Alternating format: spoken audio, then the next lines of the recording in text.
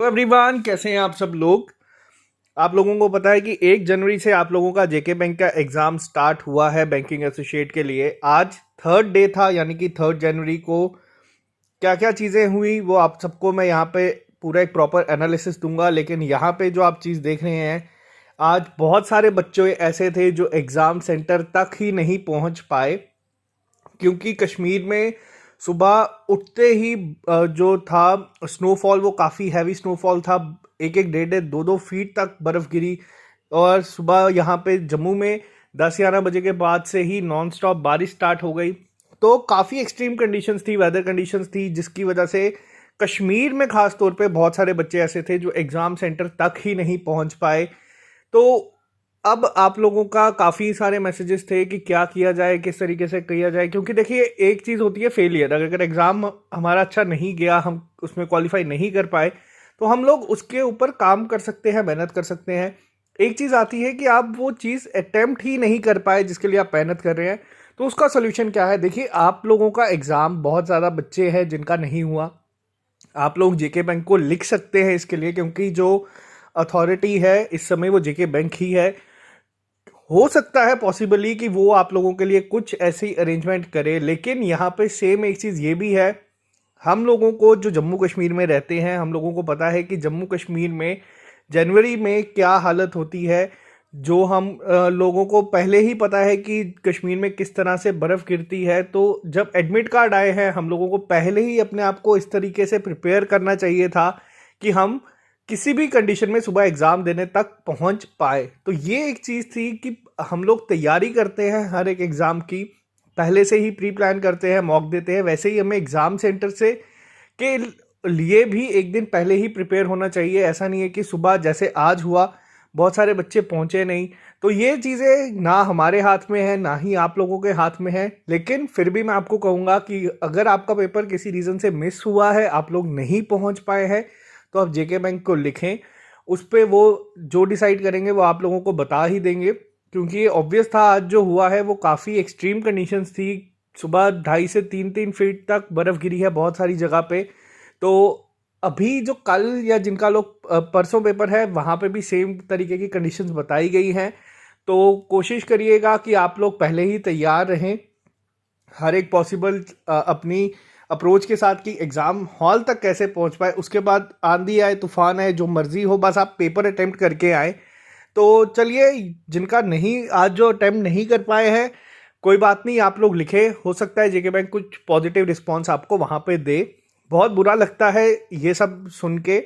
तो चलिए, ये हमारे हाथ में नहीं था, ना ही आप लोगों के हाथ में था, तो इस पर हम कुछ कर नहीं सकते थे। अब हम बात करेंगे आज की 4 शिफ्ट जो हुई हैं उसके एनालिसिस के ऊपर, और बात करेंगे सेफ अटेम्प्ट क्या था आज के दिन में, को कंपेयर करेंगे सेकंड के साथ और फर्स्ट के साथ, क्या क्या चेंजेस देखने को मिले आज के पेपर में। तो चलिए स्टार्ट करते हैं हम आज का वीडियो लेक्चर।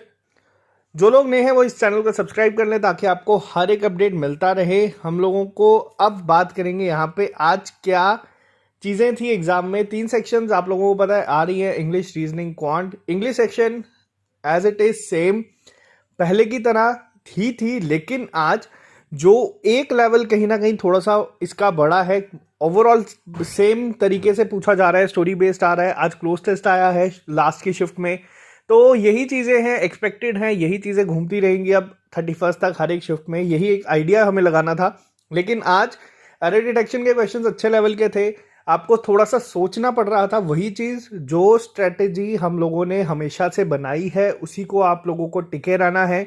आप लोगों को ये नहीं अप्रोच लेके जानी कि आपको 95 या 100 अटेम्प्ट करके आने हैं। मैंने आपको सिंपल सी जो चीज़ें समझाई हैं, अब मेरी कोशिश ये रहेगी कि मैं रोज़ शाम को आपको आके यही चीज़ समझाने की कोशिश करूं। इंग्लिश सेक्शन को करने के लिए आप लोगों को सिर्फ हार्डली 18 मिनट लगेंगे। जिन लोगों ने भी तैयारी की है, जिन लोगों ने भी हमारे साथ ऑली बोर्ड के टेस्ट दिए हैं, ऑली बोर्ड के टेस्ट का लेवल इंग्लिश का जो था वो थोड़ा सा अच्छा था। बट आज कई शिफ्ट में एरर डिटेक्शन के क्वेश्चन सेम उसी तरह से मिलते जुलते आए हैं पेपर में। और क्वेश्चंस का क्या है यहाँ पे, जो आपका रीडिंग कम्प्रीहेंशन है वो स्टोरी बेस्ड था, ज़्यादा सोचने की ज़रूरत नहीं है, काफ़ी इजी है। क्लोज टेस्ट भी आपका इजी था आज। पैराजंबल जो वर्ड स्वैप है वो सब बिल्कुल इजी आ रहा है। ज़्यादा से ज़्यादा इंग्लिश में अगर आपको कंफ्यूज करने की कोशिश की जा रही है, तो वो आपको ऑप्शंस में की जाएगी। ऑप्शंस आपको दो इस तरीके के दिखेंगे जिसमें आप लोग कंफ्यूज हो सकते हैं कि ये दोनों में से कौन सा मार्क करें। ओवरऑल इजी टू मॉडरेट हम कहेंगे इंग्लिश को, और इस सेक्शन में 25 मार्क्स अगर मैं बोलूँ जो भी बच्चा लेके आएगा वो बहुत ही अच्छा होगा। अगर आपका स्कोर इसमें 20 to 25 भी रहता है तो इंग्लिश आपको कहीं ना कहीं इस कंपटीशन में बनाए रखेगी। जिन लोगों की इंग्लिश वीक है उन लोगों को भी। तो ओवरऑल इजी है, हर कोई बच्चा करके आ रहा है, अच्छा करके आ रहा है। 2-3 गलत हो ही जाते हैं इंग्लिश में। एक्यूरेसी हमेशा 100% मेंटेन करना काफ़ी मुश्किल है, लेकिन कश्मीर के बच्चे हमने देखे हैं वो एक्यूरेसी इंग्लिश में भी मेंटेन रखते हैं। तो ये एक ऐसी चीज़ है जो जम्मू के लोगों को सीखनी चाहिए कश्मीर के बच्चों से। बात करते हैं नेक्स्ट रीजनिंग सेक्शन। आज फिर यहाँ पे क्या है, रीजनिंग सेक्शन अच्छे लेवल की ही हम कहेंगे। जो आपकी पजल आ रही है पेपर में ओवरऑल इजी हैं। एक जगह आई है जिसमें स्क्वायर बेस पजल है, आउटसाइड जो कॉर्नर पे बैठे हैं वो इनसाइड देख रहे हैं, जो सेंटर में बैठ रहे हैं वो आउटसाइड देख रहे हैं। इस तरीके की पजल थी, बेसिक थी। हार्डली 2 केसेस बनेंगे, एक आपका एलिमिनेट हो जाएगा। उसके बाद जो क्वेश्चंस यहाँ पे आए हैं, एक पजल थी आज फ्लोर बेस्ड पजल, उसमें काफ़ी सारे केसेस बने हैं, 5 से 6 केसेस बने हैं। तो वो वही एक चीज़ जो जेके बैंक पीओ प्री में देखने को मिली थी हमें। अगर मैं यहाँ पे कंपेयर करूँ पेपर क्या आ रहा है, तो जो आपका जेके बैंक पीओ का लेवल था वो कहीं ना कहीं आपका अच्छा था। जो आपका पिछले साल जेके बैंक बैंकिंग एसोसिएट का लेवल था, इस बार ना जो आपका लेवल है वो कहीं ना कहीं इन दोनों के बीच में कहीं है।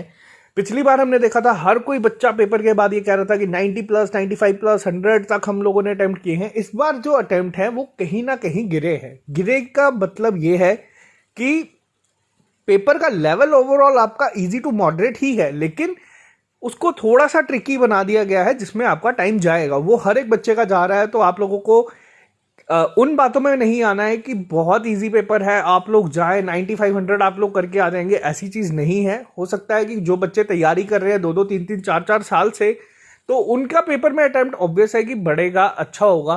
तो आपको किसी का अटेम्प्ट नहीं देखना है, यहाँ पे आपको खुद पे टिके रहना है। रीजनिंग आसानी से हो जाएगी अगर आप लोग किसी पजल में नहीं फंसेंगे।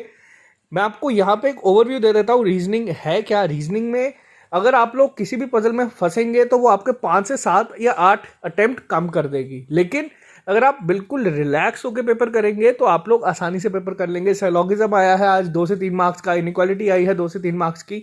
तो पेपर का लेवल कहीं ना कहीं फर्स्ट और सेकंड की तरह ही है, ज़्यादा घबराने की ज़रूरत नहीं है आपको।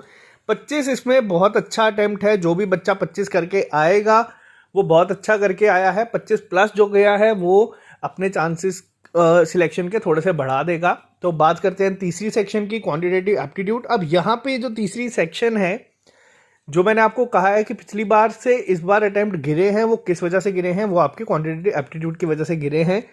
सिंप्लीफिकेशन की अगर मैं बात करूँ, थोड़ी सी कैलकुलेटिव आई है। कैलकुलेटिव आने से क्या होगा, आपके पास टाइम 20 मिनट का ही है पेपर में 35 क्वेश्चन को करने के लिए। अब कई बार अगर आपकी कोई चीज़ थोड़ी सी कैलकुलेटिव आ जाती है तो आपको थोड़ा सा टाइम उसमें ज़्यादा स्पेंड करना पड़ेगा, जिसकी वजह से आप बाकी अटेम्प्ट कम कर पाते हैं। ऐसा नहीं है कि आप सिंप्लीफिकेशन छोड़ देंगे, वो चीज़ें तो आपको करनी ही करनी है। डीआई भी आज कैलकुलेटिव आई है, आज केसलेट डीआई भी आई है एक शिफ्ट में। तो ओवरऑल पेपर का लेवल इजी टू मॉडरेट ही था, बट कैलकुलेटिव के साथ। तो ये कैलकुलेटिव हम लोगों ने, जैसे जिन लोगों ने हमारे साथ जेके बैंक पीओ का पेपर दिया था, जब हम पीओ में ऑली बोर्ड के टेस्ट देते थे, हम लोगों ने देखा था सेम आती थी चीज़ें, वहाँ पे भी कैलकुलेटिव होती थी, हम लोगों के थोड़े से अटेम्प्ट कम होते थे। वैसी ही चीज़ आपको जेके बैंक क्लर्क पे दिखेगी, लेकिन सिंप्लीफिकेशन के जैसे आपको पता है 10 से 15 के बीच में क्वेश्चन आ रहे हैं, किसी शिफ्ट में 12, किसी में 13, किसी में 14 और किसी में 15। तो इस वजह से क्या है, इस वजह से आपका अटेम्प्ट इसमें ऑटोमेटिकली बढ़ा है। तो ओवरऑल पेपर आपका इजी टू मॉडरेट ही है, बट कैलकुलेटिव होने की वजह से, जैसे आप लोगों ने मॉक टेस्ट दिए थे, जो बच्चे 20-20, 22-22 करके आ रहे थे मॉक टेस्ट में, वही बच्चे यहाँ पे 25 से 26 करके आ रहे हैं। तो आप लोगों को एक वापस से घबराने की ज़रूरत नहीं है। पेपर आपका इजी टू मॉडरेट ही है। जो अटेम्प्ट आप लोगों को कहा गया था कि 95 या 90 करके आए, वैसा टारगेट बिल्कुल भी मत लेके जाएं। आराम से पेपर दें, बहुत अच्छा आपका पेपर हो जाएगा। 20 से 25 के बीच में क्वांट जिसने भी किया है वो बहुत ही अच्छा अटेम्प्ट इसमें माना जाएगा। ओवरऑल अगर मैं यहाँ पे बात करूँ सेफ अटेम्प्ट की, आज भी जो सेफ अटेम्प्ट होगा वो 73 to 75 के बीच में होगा। 73 to 75 के बीच में।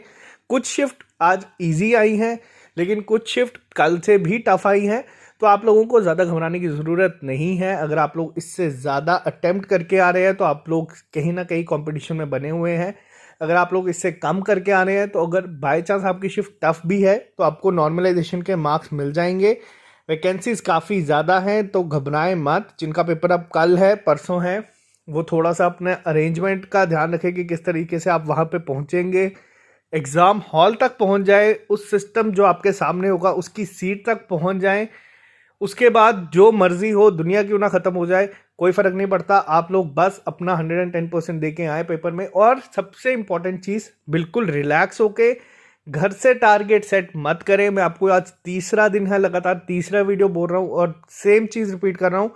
सेफ अटेम्प्ट आपका 0 है, कुछ भी मत लेके जाएं। हमने देखा था जेके बैंक पीओ में भी किसी शिफ्ट में रीजनिंग टफ थी, किसी में कौन टफ था, किसी में इंग्लिश टफ थी। तो ज़रूरी नहीं है कि आज जैसे क्वांट कैलकुलेटिव आया है, मेरी टाइम पे जब मैंने पीओ प्रीलिम दिया था उसमें क्वांट कैलकुलेटिव नहीं था, तो उसमें रीजनिंग टफ थी। तो हो सकता है कल आपको ये चीज़ें देखने को मिले, लेकिन पहले से डिसाइड करके मत जाएं। हर एक शिफ्ट में कोई एक सेक्शन पे वापस से सेम पैटर्न फॉलो किया गया है। 3 दिन लगे हैं हमें भी ये डिकोड करने में।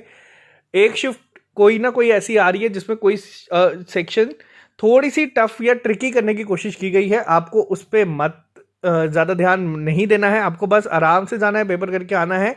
एक्सपेक्टेड कट ऑफ पे हम बात करेंगे 5 तारीख के बाद कि क्या जा सकता है। अभी आप लोग पेपर दें। 3 दिन में हम लोगों ने क्या क्या चीज़ें देखी। 1 जैन को हमने देखा था पेपर का लेवल कहीं ना कहीं ईजी था, लेकिन तब भी थोड़ी सी लास्ट शिफ्ट जो थी 1 जैन को, तब भी उन्होंने स्टार्ट कर दी थी चीज़ें करना, थोड़ी सी ट्रिकी करना। सेकंड को हमने देखा कि पेपर में बच्चों ने किया, फर्स्ट को टारगेट करके जो लोग गए थे कि 90-95 करके आएंगे, वो 5 से 7 अटेम्प्ट अपने कम करके आए। हमने देखा कि थोड़ी सी कैलकुलेटिव आना शुरू हुई। थर्ड को भी हमने देखा है थोड़ी सी कैलकुलेटिव। अब क्या पता आपको कल हो सकता है कि इंग्लिश थोड़ी सी ट्रिकी दिखे या हो सकता है रीजनिंग दिखे। तो आपको कोई भी चीज़ नहीं लेके जानी, आपको बस अपना 110% देना है। जो भी बच्चों ने तैयारी की है, जिन बच्चों ने ऑली बोर्ड जैसे मॉक टेस्ट दिए, आपको कोई भी चीज़ पेपर में टफ नहीं लगेगी, इसकी गारंटी मैं आपको दे देता हूँ। क्योंकि हम लोगों ने अपने आप को वर्स्ट के लिए प्रिपेयर किया होता है हमेशा। तो ईजी चीज़ आएगी तो वो आप बहुत जल्द कर देंगे। आज भी बहुत सारे बच्चे ऐसे हैं जो बहुत जल्दी जल्दी सेक्शंस खत्म करके बैठे हुए थे, फ्री टाइम था उनके पास पेपर में भी। बहुत सारे बच्चे ऐसे थे जो थोड़ा सा स्ट्रगल कर रहे थे। तो आपको घबराने की ज़रूरत नहीं है, बस अपना 110% दे के आए। और सबसे इंपॉर्टेंट चीज़, अपने दिमाग को शांत रख के। तो जो लोग नए हैं वो चैनल को सब्सक्राइब कर लें ताकि आपको हर एक अपडेट मिलता रहे।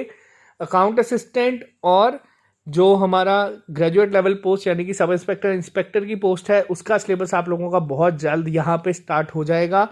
5 तारीख के बाद हम कोशिश करेंगे लेक्चर स्टार्ट कर देंगे, ताकि हम स्टार्टिंग में जो लेक्चर्स अपलोड होंगे वो उनकी स्पीड थोड़ी सी कम रखेंगे, ताकि जो लोग बैंकिंग एसोसिएट कर रहे हैं वो उसके लिए पूरा अपना आराम से 100% दे दे। उसके बाद हम लेक्चर्स की स्पीड बढ़ा देंगे और जब कोशिश करेंगे 1 से 1.5 महीने में हम लोग अपना जब 60% सिलेबस ख़त्म कर दें, तो हम ऑली बोर्ड पे वापस से टेस्ट देना शुरू कर देंगे। महीने का 1 टेस्ट होगा और टारगेट ये रहेगा कि जब भी टेस्ट देना है अब सारा पुराना रिवाइज करके आएंगे, फिर टेस्ट को अटेम्प्ट करेंगे। तो आज के लिए सिर्फ इतना ही रखते हैं, मिलता है आप लोगों से कल नए लेक्चर के साथ। Okay guys, bye bye, take care, all the best. अच्छा करके आए और एग्जाम देके जरूर आए।